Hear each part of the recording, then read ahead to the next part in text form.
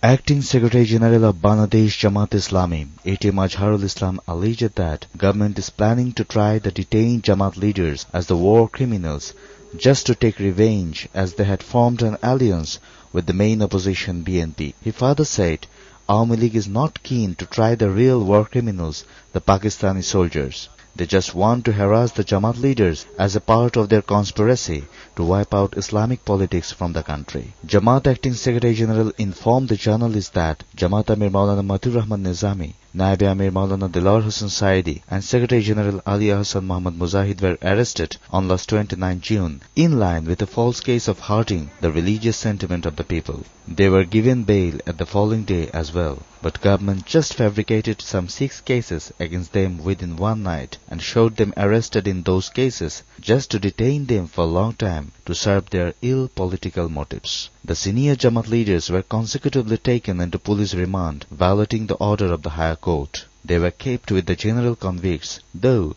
the detained leaders served the country as the cabinet ministers during the previous regime of the 4-party governments. They are facing severe torture and entirely deprived from the medical and the legal facilities. The lawyers of these detained Jamaat leaders claimed, though they are aged and respected persons, even though they were not allowed to sleep at night, they are tortured and harassed physically and psychologically. The lawyers also termed the case false, baseless and fabricated.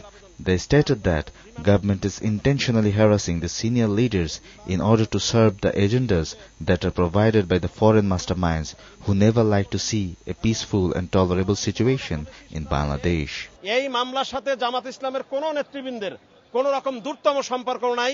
সম্পূর্ণরূপে সরকার ওনাদেরকে বেকায়দায় ফেলার জন্য, ইসলামী রাজনীতিকে ধ্বংস করার জন্য, দেশের স্বাধীনতা সার্বভৌমত্বকে অন্য রাষ্ট্রের হাতে তুলে দেওয়ার জন্য যে ষড়যন্ত্র করছে, সেই ষড়যন্ত্রের অংশ হিসেবে জামাত ইসলামের 5 জন নেতৃবৃন্দকে গ্রেফতার করে হয়রানির উদ্দেশ্যে একটির পর একটি মামলা, মিথ্যা মামলায় দিয়ে এবং ওনাদেরকে রিমান্ডে নিয়ে অকথ্য নির্যাতন করছে।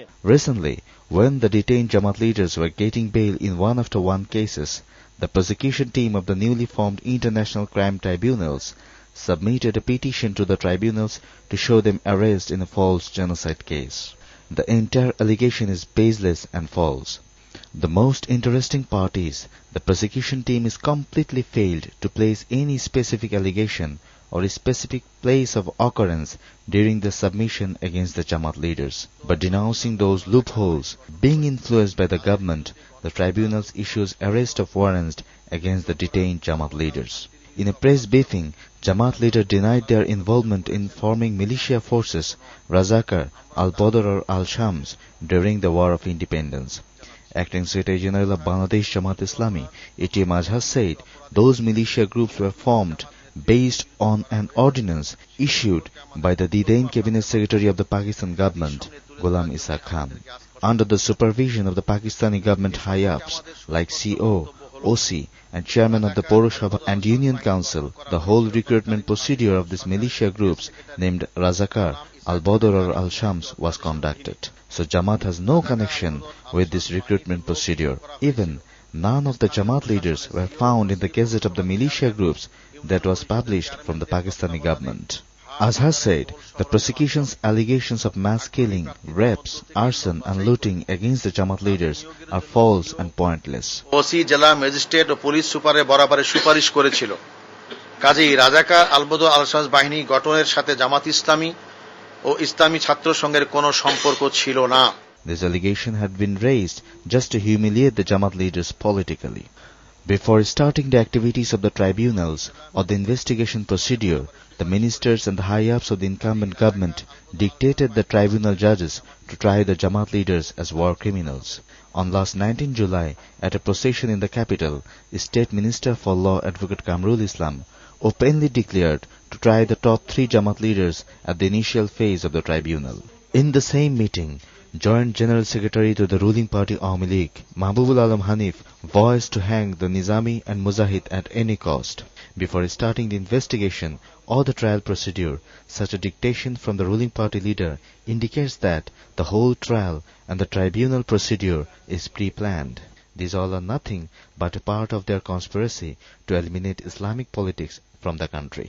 The first Bangladeshi government recognized 195 Pakistani soldiers as the prime war criminals. They did not consider any Bangladeshi citizens for allegedly involved in war crimes. That government also identified some 752 suspects as the local collaborators of the Pakistani soldiers under the Collaborator Act. But none of the Jamaat leaders were on that list. Jamaat Acting Secretary General alleged that Awami League sought Jamaat blessing in forming the government in 1991. Jamaat denied to go with them. Later, Awami League has carried movement with Jamaat-e-Islami from 1994 to 1996 to establish caretaker government. They declared several programs from the same platform. Even after emerging into the power after 21 years, in previous tenure of 1996 to 2001, Awami League did not hold the trial of war criminals. They are not trying those peace committee members who were involved in atrocities during the independence war, as they are now involved with Awami League politics. Denouncing the past intimacy with Jamaat, the ruling party are going to try the Jamaat leaders in the name of war crime this time, as Jamaat had formed an alliance with the main opposition BNP.